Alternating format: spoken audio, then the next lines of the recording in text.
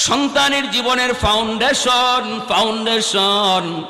এজন্য শিশুকালে সন্তানকে যা খুশি তা দেখানো যাবে না, যা খুশি তা বোঝানো যাবে না, যা খুশি তা দেখানো যাবে না।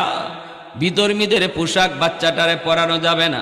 আপনি যদি মনে করেন বাচ্চাটা তো ছোটো, আমার মেয়েটা ছোটো, হাফ প্যান্ট পরলে অসুবিধা কি?